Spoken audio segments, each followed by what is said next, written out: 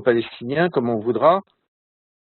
Nous allons, dans notre entretien d'aujourd'hui, essayer de narrer l'histoire politique des Palestiniens, des proto-Palestiniens d'abord, puis des Palestiniens au XXe siècle et au début du XXIe siècle.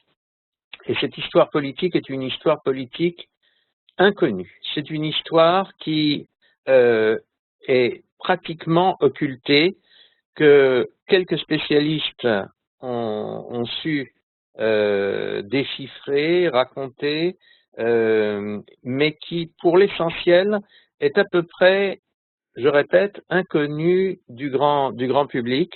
Et malheureusement, cette méconnaissance contribue à la fois à une méconnaissance complète des enjeux politiques réels du conflit, et aussi a pour conséquence d'amener les gens qui prennent des décisions politiques à prendre des décisions souvent inexactes et souvent faussées. Alors, nous allons avant toute chose faire un petit flashback, revenir sur ce que nous avons dit dans nos entretiens précédents, rapidement, comment se présente la société, on va l'appeler palestinienne, mais on comprend bien que jusqu'à une certaine date, il faut plutôt, jusqu'à la création réelle d'une entité politique palestinienne, c'est-à-dire de ce qu'on appelle la Palestine mandataire, jusqu'à ce moment-là, les gens dont nous allons parler ne se définissent pas comme palestiniens. Alors on peut les appeler rétrospectivement de proto-palestiniens en quelque sorte. Et ensuite, il faut les appeler arabes palestiniens pendant toute l'époque du mandat, et c'est seulement, peut-on dire, à partir de la guerre d'indépendance d'Israël que on peut réserver le terme de palestiniens à ces arabes palestiniens. Alors, je rappelle brièvement ce que nous avons dit dans les leçons précédentes, et je le répète, je reviens là-dessus simplement pour bien comprendre ce que nous allons dire aujourd'hui. Sociologiquement, premièrement, cette population, qui est une population extrêmement réduite sur le territoire de ce qui va être la Palestine mandataire, il n'y a en gros au XIXe siècle environ 300 000 à 400 000 Palestiniens arabes. Il y a trois groupes sociaux ou socio-géographiques. D'abord, vous avez ce qu'on appelle habituellement les fellahs, les fellahim, c'est-à-dire ce sont les paysans, ce sont les Palestiniens presque mythologiques, n'est-ce pas, qui habitent les villages du haut pays palestinien, de ce qu'on appelle en hébreu Ahar, la montagne.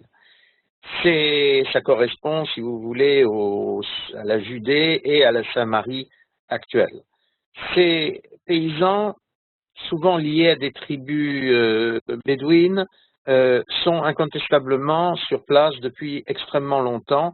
Ils vivent repliés sur eux-mêmes, ils vivent dans une société extrêmement archaïque et extrêmement traditionnelle. Deuxièmement, vous avez dans quelques villes, à Jérusalem, à Naplouse, à Haïfa, à Jaffa, vous avez une bourgeoisie urbaine.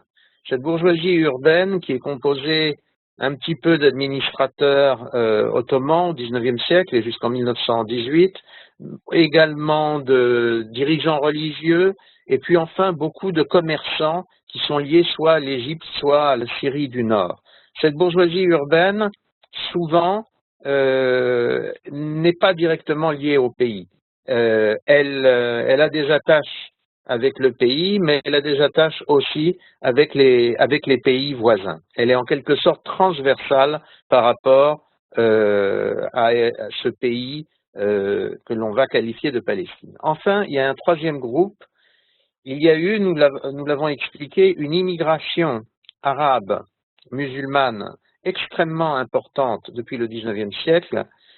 Ça a commencé lors de l'occupation égyptienne de la Palestine dans les années 1830, et puis ensuite ça s'est poursuivi de diverses manières à partir d'une immigration venue de Syrie ottomane, venue d'Égypte encore, venue de pays musulmans beaucoup plus éloignés. Et cette population immigrée, souvent arabe, immigrée, souvent une population extrêmement pauvre, c'est une sorte de prolétariat qui va là où il y a du travail, c'est-à-dire essentiellement dans les centres urbains, et puis au fur et à mesure que se développe un pays juif en Palestine, ils auront tendance à aller là où il y a des juifs, parce que là où il y a des juifs, fatalement, il y a du travail. Ces trois groupes, je reviens là encore sur ce que nous avons dit auparavant, très brièvement, mais c'est important de le resituer, ces trois groupes sont eux-mêmes considérablement atomisés. Le monde arabe-palestinien, comme le monde arabe en général, comme le monde moyen-oriental en général, ces vraies structures, ce sont d'abord la famille, au sens famille élargie, puis le clan. C'est une famille encore plus élargie qui va réunir un certain nombre de familles au sens premier. Il y aura ensuite les tribus qui regroupent des clans et enfin des alliances de tribus. Ce sont ces structures-là qui sont beaucoup plus importantes que n'importe quelle autre structure dans la région. Enfin, il y a des organisations transversales. Ce sont les seules organisations qui sont un petit peu au-dessus des liens familiaux. Essentiellement, il s'agit des confréries religieuses. Les confréries religieuses, ce sont les fameuses fraternités. Il y a des mots divers en arabe, ikhwan, tarika, il y a toutes sortes de mots. Essentiellement, ce sont des gens qui se réunissent autour de l'enseignement d'un docteur de l'islam, d'un sage de l'islam, et qui peuvent, lorsque les circonstances s'y prêtent, se transformer en organisations politiques militantes qui prétendent mener le djihad, la lutte sainte pour instaurer une société plus conforme à l'islam. Alors voilà quel est le monde proto-palestinien, le monde en gros arabe-palestinien tel qu'il se présente au XIXe siècle, tel qu'il va se maintenir grosso modo jusqu'en 1947. Ce monde va connaître un certain nombre de crises sociétales majeures et il faut mentionner ces crises. Si on ne les mentionne pas, on ne comprend rien à la situation telle qu'elle s'est développée à partir de 1947, telle qu'elle existe aujourd'hui. La toute première crise, c'est une crise sociale et économique qui intervient à partir de 1858. Au XIXe siècle, nous l'avons expliqué, l'Empire ottoman, tout en connaissant un profond déclin sur bien des niveaux, l'Empire ottoman tente de se moderniser.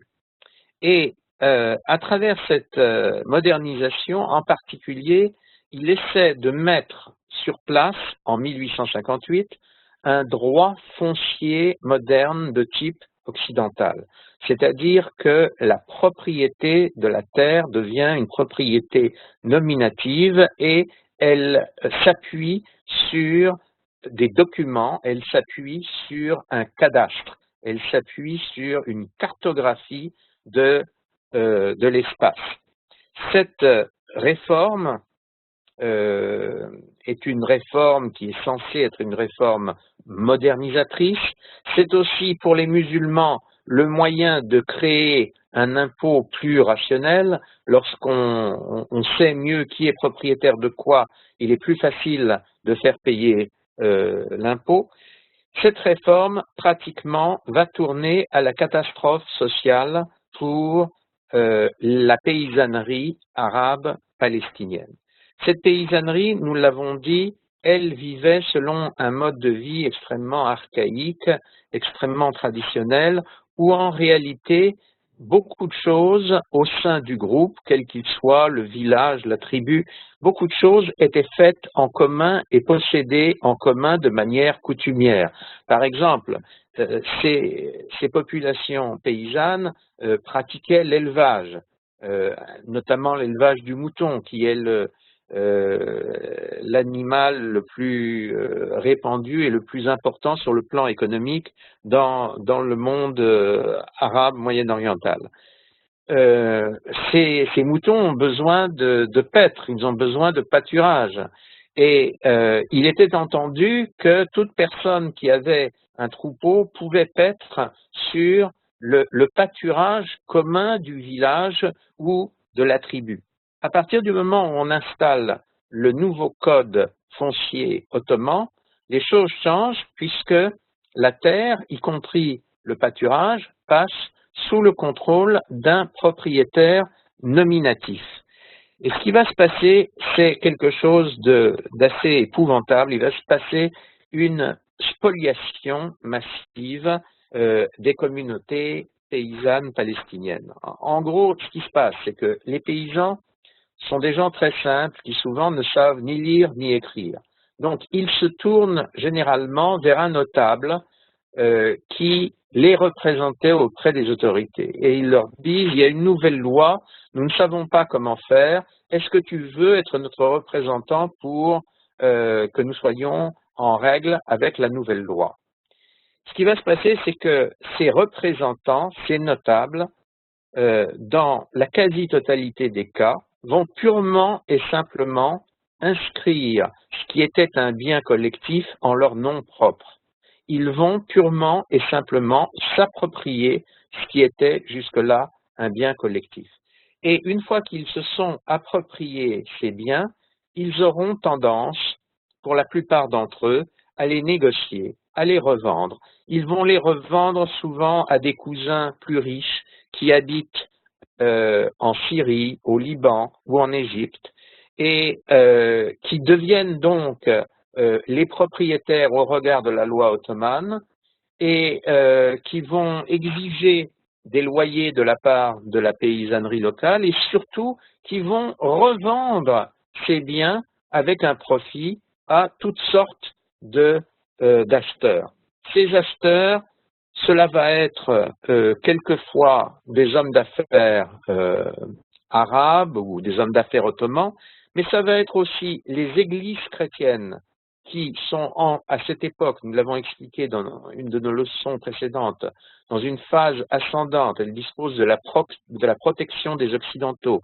Ces églises qui disposent déjà d'un certain nombre de lieux saints qui sont garantis par l'Empire ottoman, qui sont garantis par le droit international, qui sont garantis par les puissances occidentales, ces églises, en plus, vont acquérir des propriétés foncières considérables. Elles vont s'approprier les terres de villages entiers. Je crois que beaucoup d'entre eux savent, et ceux qui ne le savent pas l'apprendront avec profit, que par exemple, aujourd'hui, à Jérusalem en Israël, et aussi bien à Jérusalem-Ouest qu'à Jérusalem-Est, une grande partie du sol est actuellement la propriété des grandes églises chrétiennes, en particulier de l'église catholique et de l'église grecque orthodoxe. Je vous donne un exemple assez extraordinaire. La Knesset, le Parlement israélien et l'ensemble de la Kyria se trouvent sur un terrain dont le propriétaire est, au regard de la loi, l'Église grecque orthodoxe. Alors l'Église grecque orthodoxe a accepté de louer ces terrains à l'État d'Israël en fonction d'un bail de très longue durée, mais il n'en reste pas moins qu'elle est le propriétaire de ces terrains et qu'elle perçoit un loyer. Cette situation ne remonte pas à la nuit des temps comme souvent les églises le prétendent, elle remonte simplement à l'institution du code foncier ottoman en 1858 et aux décennies qui ont suivi, les églises ont racheté à des notables qui avaient accaparé ces terres, ils ont racheté des terres immenses pour développer leurs propres institutions ou bien tout simplement pour les négocier et de cette manière acquérir des réserves de trésorerie extrêmement importantes. Alors j'insiste là-dessus parce que il y a un état, si vous voulez, de spoliation, de déréliction extrêmement importante de cette paysannerie palestinienne, et ceci va énormément jouer dans la suite des événements.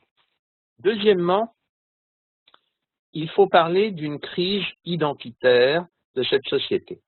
Cette société, pour petite qu'elle soit, est une société qui jusque-là, pour petite et divisée et archaïque qu'elle soit, jusque-là était au moins sûre, plus ou moins, de son identité.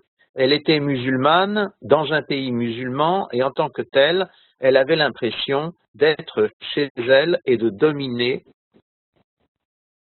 le pays qu'elle occupait.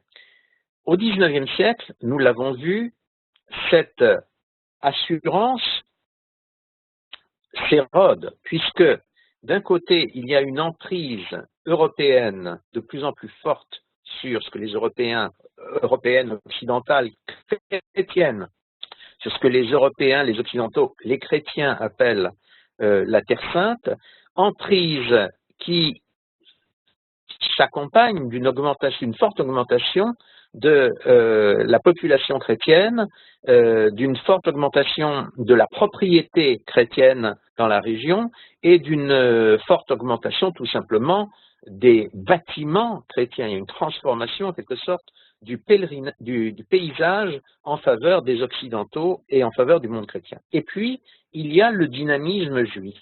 Alors, les Juifs, nous avons vu quelle a été leur progression. Elle est très nette dans certains endroits comme Jérusalem dès le milieu du XIXe siècle et à partir de 1900, jusqu'à la Première Guerre mondiale, ce dynamisme va devenir absolument fondamental. Il voit apparaître une nation juive à côté d'eux, au milieu d'eux, et ils sont désemparés devant ce double phénomène. Quelle va être la réaction de ce milieu palestinien? Alors évidemment, nous ne connaissons que de manière très indirecte la réaction profonde des petits, des paysans, des prolétaires. Nous ne les connaissons qu'à travers leurs porte-parole, et leurs porte-parole appartiennent aux élites, qu'il s'agisse des élites sociales, des élites intellectuelles ou des élites religieuses. Mais ce qui est intéressant, c'est que même leurs porte-parole vont être extrêmement finalement divers et diversifiés. Ils vont avoir des attitudes extrêmement diverses par rapport à cette transformation du paysage palestinien. S'il y a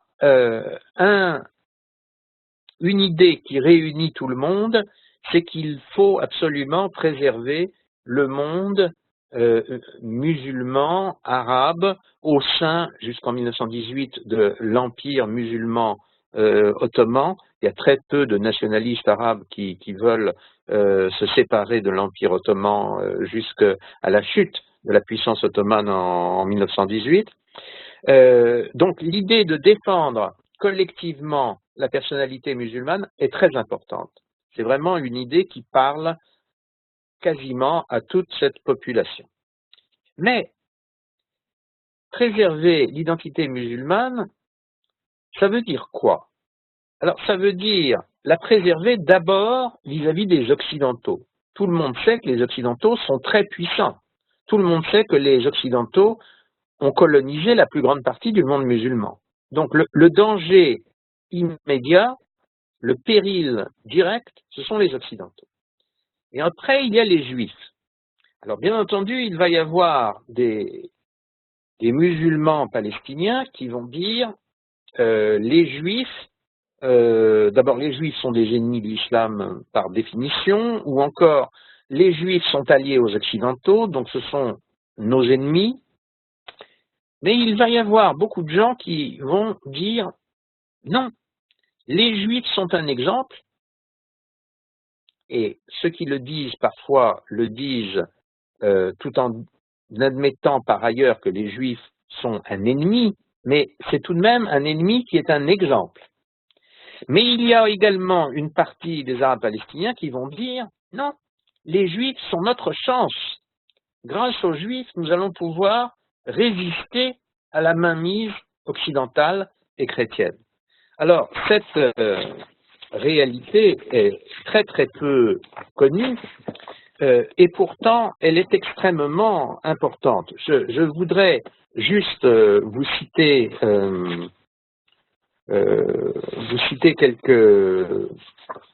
quelques propos qui sont vraiment très impressionnants.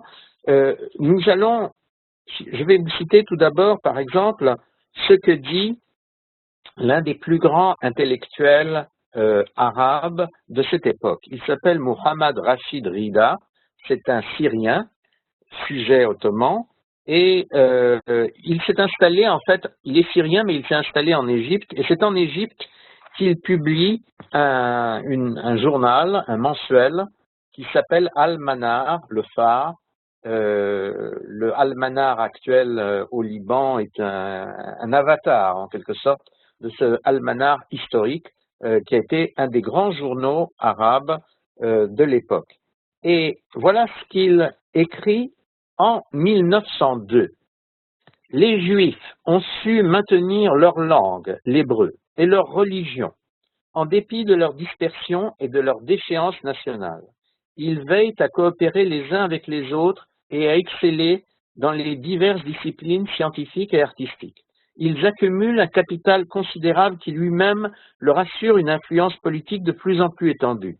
À terme, ils peuvent devenir la nation la plus puissante de la Terre. C'est d'ailleurs le but que poursuivent les sionistes en tentant d'acheter la Palestine et d'y édifier un État. Et il conclut, les Arabes ne pourront faire face aux Juifs qu'en les imitant et en particulier qu'en se tournant comme eux vers les sciences pures et appliquées. Mais voyons maintenant ce que va écrire une autre personnalité intellectuelle très importante de cette époque, Daoud Barakat. Daoud Barakat, c'est un Palestinien. Il est né en Palestine. Il appartient au monde arabe palestinien, ou si vous préférez, proto-palestinien. Mais comme Rida, il a fait carrière en Égypte. Et en Égypte, il est devenu le rédacteur en chef d'un journal dont vous avez certainement entendu parler parce qu'il existe toujours. C'est tout simplement le plus grand journal égyptien et c'est considéré, à tort ou à raison, comme le plus grand journal arabe du monde, Al-Ahram. Et voilà ce qu'il écrit le 19 février 1913 dans Al-Ahram. Il écrit « Il est absolument indispensable qu'il y ait une entente entre sionistes et arabes. Les sionistes sont nécessaires à la région, le capital qu'ils apporteront, leur connaissance, l'intelligence qui est leur caractère et l'esprit industrieux qui les caractérise contribueront sans aucun doute à la régénération de la région. » Donc nous voyons qu'il y a un sentiment occidional de peur par rapport à la survie du peuple musulman en Palestine et en fait dans tout le Moyen-Orient à cette époque. Mais nous voyons que chez en particulier les Palestiniens, mais cela est vrai de tous les Arabes de la région, il y a beaucoup d'admiration pour le dynamisme juif et il y a l'idée chez beaucoup qu'il faut s'allier avec les Juifs dans l'intérêt même du monde arabe et dans l'intérêt même de l'islam.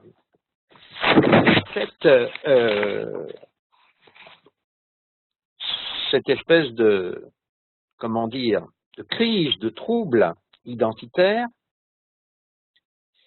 va être démultipliée par ce qu'il faut bien appeler une crise politique.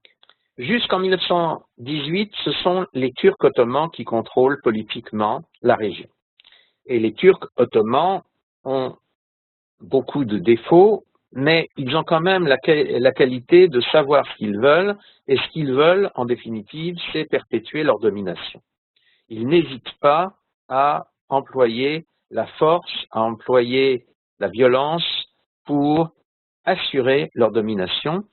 Et les musulmans palestiniens, syriens, l'ensemble des musulmans de l'Orient ottoman estiment qu'ils n'ont pas d'autre choix que d'être loyaux aux Ottomans pour survivre en tant que musulmans. Mais voilà, l'Empire ottoman s'effondre en 1918.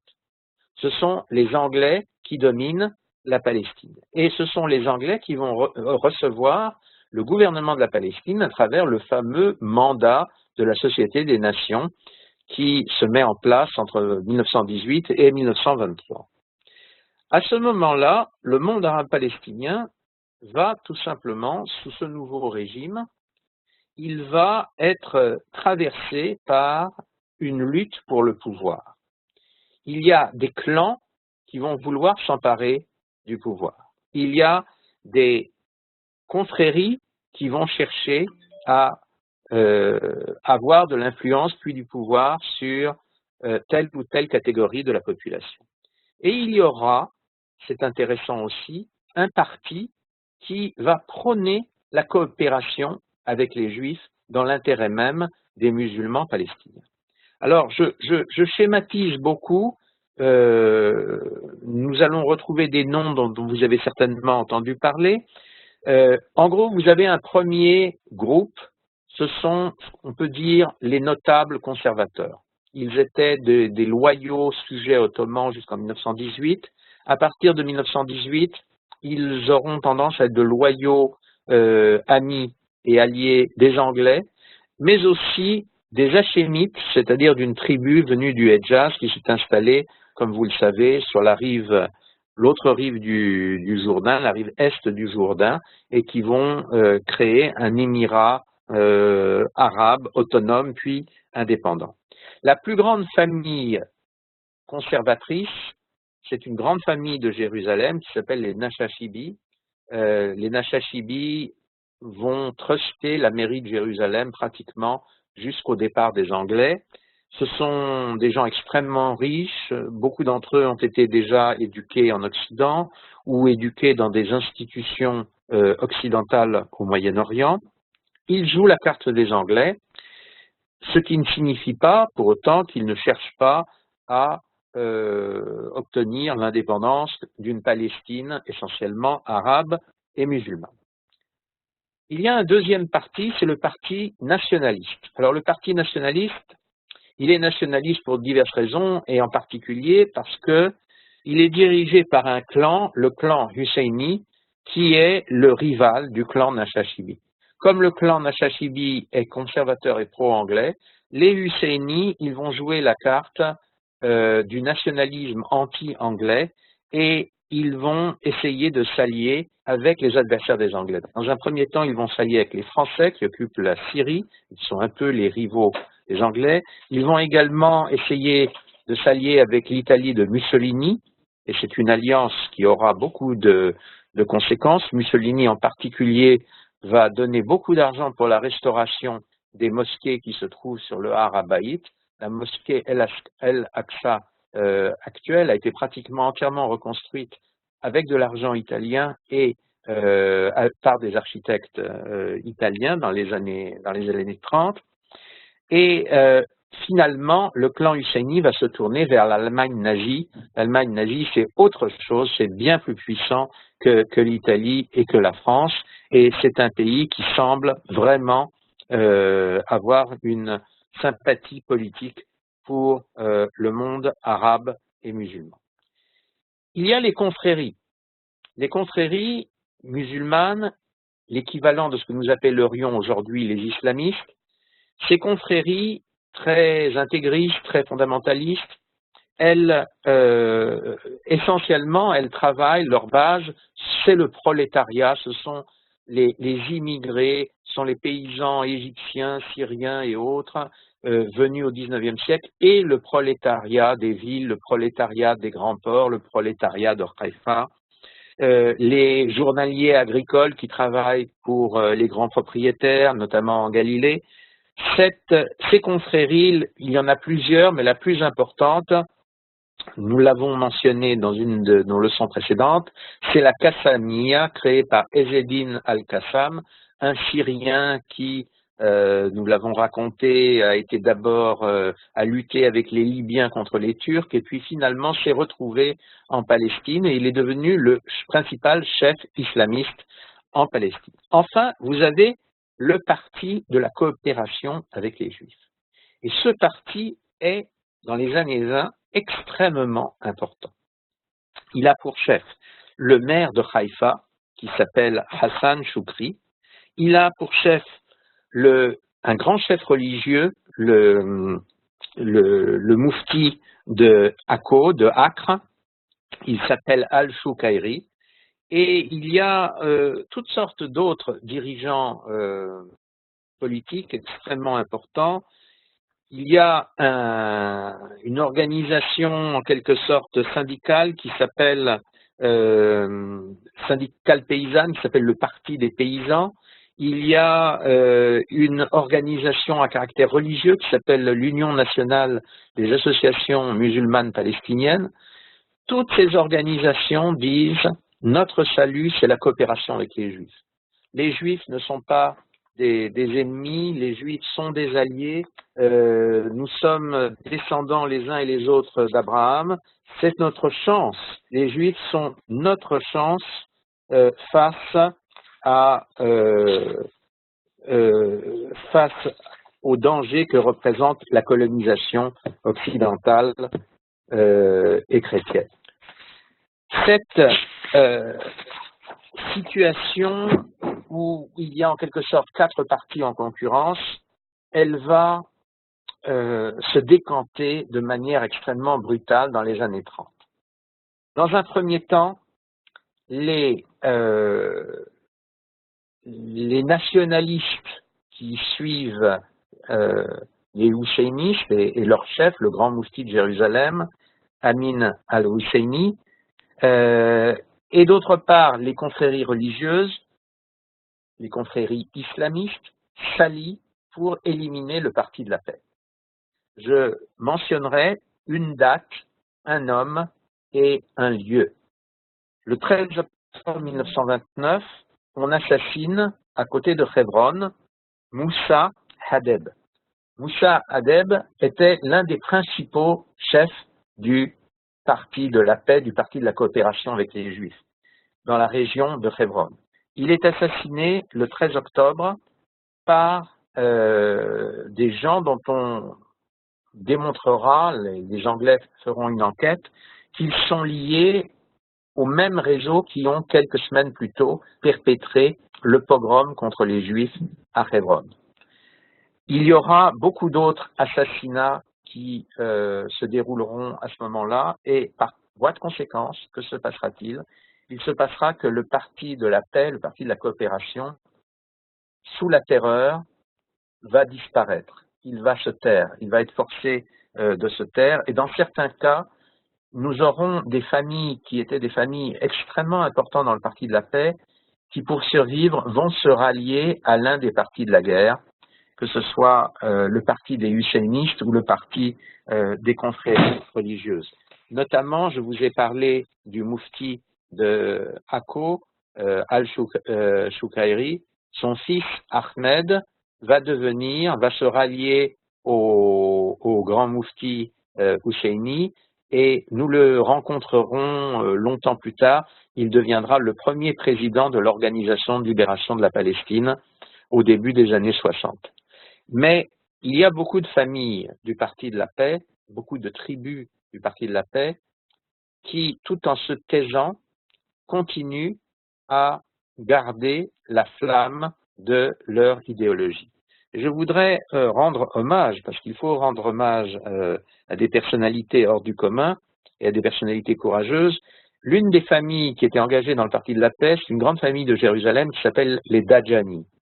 Et il y a un Dajani actuel qui s'appelle Mohammad Dajani, qui a été longtemps professeur à Birzeit, l'université palestinienne de Birzeit, et qui a créé une organisation qui s'appelle Wasatiyah, qui est une organisation non seulement pour la paix entre les Israéliens et les Palestiniens, mais aussi une organisation pour combattre l'antisémitisme chez les Palestiniens.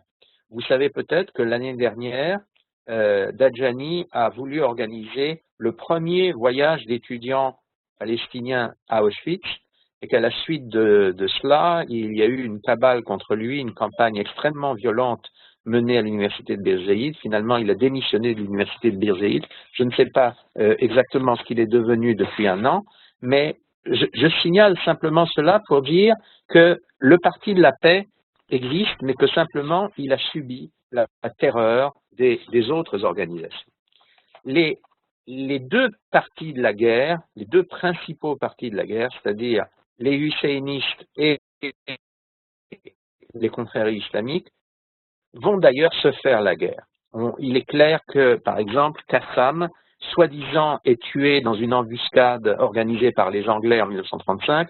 En réalité, tous les historiens sont à peu près d'accord maintenant pour penser qu'il est assassiné sur l'ordre du grand moufti. Et il y aura des règlements de compte perpétuels entre les qassamistes et les husséinites. Et tout cela va conduire à une crise extrêmement violente qu'on a l'habitude de décrire comme la grande révolte arabe de 1935-36.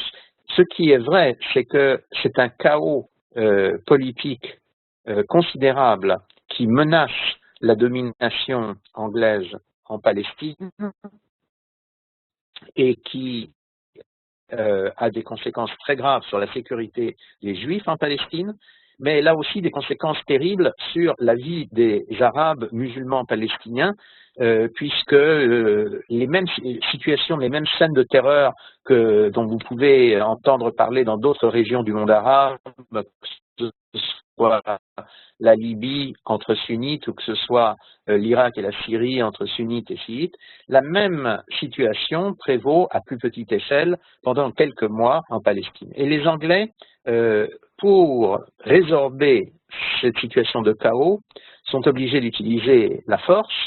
Ils vont armer et organiser les Juifs, sans se rendre compte qu'ils vont créer par le même fait, ils vont créer l'embryon d'une armée juive en Eretz Israël, de la fameuse Haganah. Vous connaissez l'épopée de Audie Wingate, le fameux colonel anglais protestant, absolument convaincu religieusement du bien fondé de la cause sioniste et qui va aider les Juifs même contre les ordres de ses supérieurs. Mais les Anglais ne vont pas se borner à armer les Juifs pendant quelque temps. Ils vont faire appel à leurs meilleures troupes, à leurs troupes d'élite et à leurs troupes les plus implacables de l'armée des Indes. Ils vont faire appel notamment à des unités de Gurkha, c'est-à-dire de combattants népalais, impitoyables, non musulmans, donc absolument impavides par rapport à une population musulmane, et ils vont rétablir l'ordre de la manière la plus simple. Lorsque les Gurkhas étaient envoyés dans un village, ils entraient, ils tuaient le maximum de gens, hommes, femmes et enfants, et ensuite ils se retiraient, et après le village était pacifié. J'insiste beaucoup sur cette crise-là. Pourquoi? Parce qu'elle est résorbée finalement en 1936. C'est-à-dire que lorsque on réfléchit bien, il n'y a que 11 ans seulement, qui séparent cette crise du milieu des années 30 à la guerre d'indépendance d'Israël.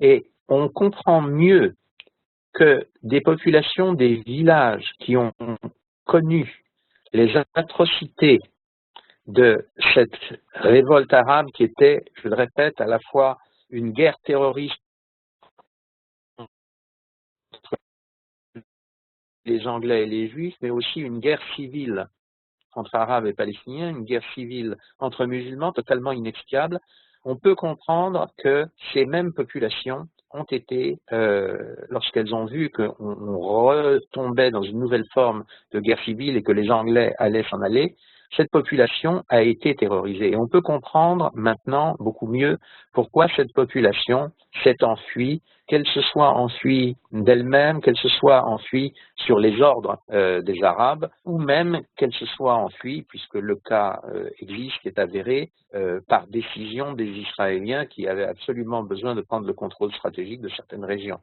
On comprend la facilité avec laquelle ces Arabes palestiniens se sont enfuis parce qu'il y avait le précédent du chaos, des horreurs de 1936 qui était dans leur tête. 11 ans seulement entre les deux catastrophes. Une fois que précisément se produit la première guerre israélo-arabe avec pour corollaire le problème des réfugiés. Nous avons bien précisé dans nos leçons précédentes qu'il y a un double problème de réfugiés, un problème arabe et un problème juif, nous n'allons pas revenir là-dessus, mais il est incontestable qu'il y a un problème de réfugiés arabes et il y a un problème de chaos politique renforcé dans le monde arabe-palestinien.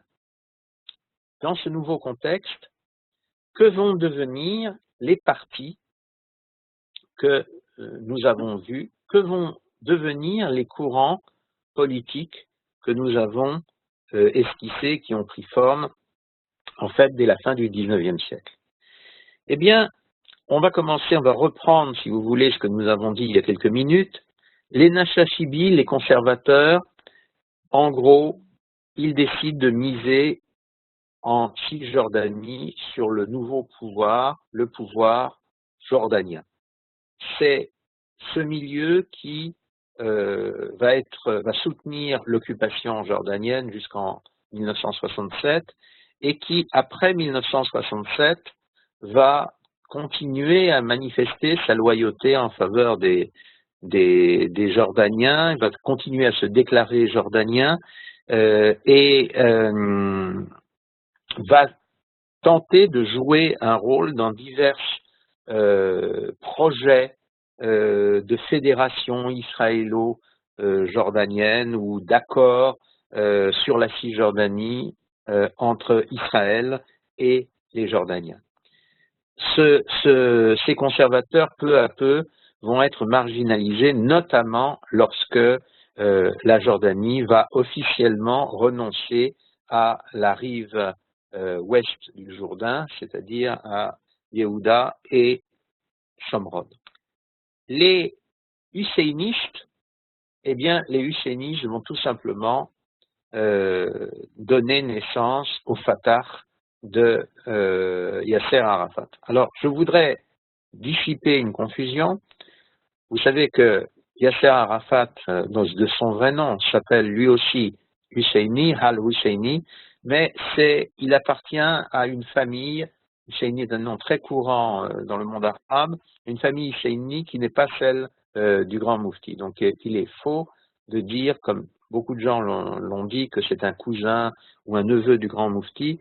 Il y a des liens extrêmement lointains entre sa famille Husseini, qui est plutôt proche de l'Égypte, et la famille Husseini du grand Moufti. Mais il n'en reste pas moins que le mouvement Fatah qu'il crée avec l'aide de Nasser de l'Égypte dans les années 60, pendant 4 ans, il sera présidé par Choukairi, dont nous avons parlé il y a 2 minutes, mais en fait, c'est déjà Yasser Arafat en fait, d'ailleurs, le Fatah est créé par Yasser Arafat, c'est l'OLP, l'Organisation de libération de la Palestine, qui sera présidée pendant 4 ans par Choukairi, avant que Arafat cumule la présidence du Fatah et de l'Organisation de libération de la Palestine. Cette organisation, ce sont les héritiers du Grand Moufti. Là où il y avait l'influence du Grand Moufti, là où il y avait les réseaux du Grand Moufti, eh bien, en gros, c'est là que se développe le courant pro-Fatah. La seule différence, c'est que au lieu, puisque l'Italie fasciste et l'Allemagne nazie n'existent plus, eh bien, l'allié totalitaire du Fatah, ce sera la Russie soviétique. Enfin, le parti de la paix, encore une fois, il subsiste de manière souterraine. Je vous ai parlé il y a quelques instants de Dajani et du mouvement Wasatiyya qu'il a tenté de créer. Il y aura des personnalités qui, sans cesse, tenteront de dire qu'il faut que nous apprenions à coexister en acceptant la réalité de l'existence d'Israël, du dynamisme d'Israël, et en l'acceptant comme une bonne chose pour nous. Mais jusqu'à ce jour, deux choses vont se produire. Premièrement, les partis de la guerre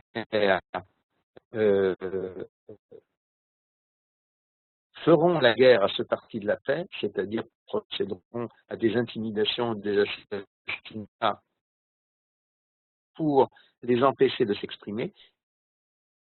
Et surtout, les Israéliens ne seront pas intéressés à soutenir ce parti de la paix ou à protéger ce parti de la paix. Il y aura eu juste une légère tentative sous le gouvernement Begin pour essayer de soutenir le parti de la paix, mais cette tentative n'ira pas extrêmement loin et malheureusement beaucoup de chefs militaires israéliens feront comme si le parti de la paix n'existe. Je voudrais dire à quel point la méconnaissance de ces diverses réalités a pu avoir des conséquences. Je passe tout à fait sur le fait que il est extrêmement difficile, en dehors des quelques milieux où il y a de vrais connaisseurs de la région, il est extrêmement difficile d'essayer les choses apparemment compliquées, mais en fait très simples de l'Orient aux Occidentaux. Ce qui est plus grave, c'est tout de même que beaucoup de dirigeants politiques israéliens, même lorsqu'ils connaissaient cette réalité, même lorsqu'ils étaient informés de cette réalité, n'ont pas tiré les conséquences qu'il fallait en tirer. Et je crois que c'est toute la tragédie de ce que l'on appelle l'esprit des accords d'Oslo. Vouloir faire un accord politique avec les Arabes palestiniens, pourquoi pas? Tout peut être considéré. La terrible erreur des accords d'Oslo a été de se dire on peut faire un accord de cela avec ce qui est en fait l'élément le plus extrémiste au sein du monde palestinien. On a donné un pouvoir politique et un pouvoir militaire à des dirigeants palestiniens, à des organisations palestiniennes dont on savait que leurs antécédents, leurs actes, leurs pratiques, leurs buts étaient à l'opposé de toute paix, de toute coopération avec les Israéliens.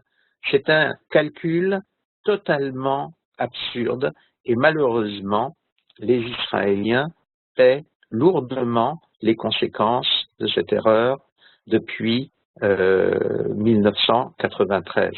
Ils paient les conséquences de ces erreurs sur le terrain, puisque la paix n'est pas arrivée, puisque le monde palestinien contrôlé par le parti de la guerre s'est lancé dans plusieurs intifadas sanglantes contre le peuple israélien, y compris les civils israéliens. Mais c'est aussi il y a aussi des conséquences, je dirais, géopolitiques en signant les accords d'Oslo avec des gens dont on savait en fait qu'ils n'étaient pas fiables, mais on a voulu se persuader qu'ils pouvaient l'être. Eh bien, on a tout simplement donné une légitimité au narratif palestinien qui n'existait pas jusque-là. Et je crois qu'il faut comprendre qu'en politique et en géopolitique, les représentations, comme on dit, les images globales ont autant d'importance que tous les autres facteurs. Vous savez, il y a une expérience dont je me rappellerai toujours. Je vais dire deux choses très personnelles à propos de ces accords d'Oslo. La première chose, c'est que quelque temps après la signature des accords d'Oslo, j'ai rencontré en tant que journaliste le directeur général du ministère des Affaires israélien des Affaires étrangères, et celui-ci, en plaisantant, m'a dit « Est-ce que vous avez déjà vu les accords d'Oslo ?» Et moi, j'ai dit oui, bien sûr. Il me dit non, non, non, non, non. Je sais à quoi vous pensez. Vous croyez que vous avez lu les accords d'Oslo parce que vous avez lu les 2-3 pages que tout le monde cite, qui ne sont que le préambule des accords. Mais est-ce que vous avez vu physiquement ces accords d'Oslo? Alors, à ce moment-là, je ne comprenais plus ce qu'on me disait. Et ce directeur général me montre un énorme volume relié, il me dit ça pèse 800 grammes.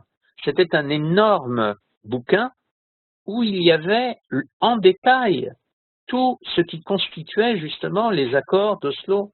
Et il me dit ces accords sont minutieux, ces accords ont été étudiés par des juristes tant du côté israélien que du côté palestinien. Les Américains ont également envoyé des meilleurs spécialistes en droit international. Ce sont des accords extrêmement solides, extrêmement sûrs. Malheureusement, tous ces accords, nous le savons, n'ont eu d'existence que très relative. Ce que le monde aura retenu des accords d'Oslo, c'est essentiellement la poignée de main entre Arafat et Rabin, c'est-à-dire la mise à égalité du chef démocratique d'un pays démocratique avec, en fait, le chef d'une organisation terroriste qui a instauré par le sang et le feu son autorité sur le peuple qu'il prétend représenter. Et depuis, malheureusement, les Israéliens rament pour essayer de faire comprendre qu'ils ont été trompés et que l'adversaire est en fait agressif, terroriste, djihadiste, et on ne les croit pas parce que l'image est beaucoup plus importante que le détail juridique de ces fameux 800 grammes qui ont été signés. La deuxième petite histoire que je voudrais raconter, c'est que peu de temps après les accords d'Oslo, toujours, je participe à une conférence à Washington où était présent, je ne peux pas dire de qui il s'agissait, mais était présent un souverain arabe. Un souverain arabe important. Et ce souverain très pro-occidental, on m'avait demandé de parler des accords d'Oslo. J'en ai parlé. Je dois d'ailleurs confesser que les critiques que je viens de vous formuler, je les ai formulées, mais de manière extrêmement soft, parce que je pensais que ce n'était pas mon rôle d'attaquer dans une conférence internationale les décisions prises par le gouvernement israélien. Je me trompais peut-être. Le roi m'a écouté et n'a rien dit. Quand j'ai fini de parler, il est parti, mais son assistant, son aide de camp, est resté. Et lorsqu'un débat a commencé, son assistant m'a dit comme ça, en envoyant son index en face de moi, et en ne faisant aucune différence entre le fait que je sois juif français et Israël. Pour lui, j'étais juif, donc israélien. Et donc, il m'a dit ceci: les Palestiniens n'étaient plus sur la carte du Moyen-Orient, vous les avez ramenés, nous ne vous le pardonnerons jamais. Nous ne vous le pardonnerons jamais. Quand on dit les Palestiniens, nous comprenons très bien de quels Palestiniens il s'agit. Voilà, j'ai voulu insister sur cette histoire-là parce que je pense que c'est très important de comprendre tout cela, et en particulier nous comprendrons mieux la suite, les entretiens suivants. Je pense que dès la semaine prochaine, nous reprenons à la même heure, à 20 h, la même série d'entretiens. Merci de votre attention et de votre patience. Merci beaucoup, Monsieur Gurfinkel. S'il y a des questions, c'est le moment de poser vos questions, vos réactions par rapport à ce qui a été dit ce soir. C'est à vous, chers auditeurs, je vous laisse la parole.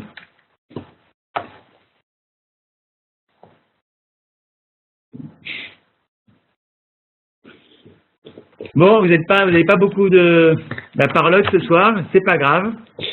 Merci beaucoup, Monsieur Gurfinkel. Donc, on se retrouvera, si Dieu veut, la semaine prochaine. On a des remerciements par chat à vous. On nous dit merci, Daniel, merci à vous. Je vois qu'il y a des nouvelles personnes qui sont venues. S'il y a un problème technique, on s'en excuse. Peut-être qu'il y a eu un problème technique, je ne sais pas exactement. En tous les cas, ça nous fait plaisir de voir des nouvelles personnes qui viennent. Donc lundi prochain, on continue le cours. Moi, j'aurai le plaisir de vous retrouver dès demain. Regardez sur votre écran de gauche.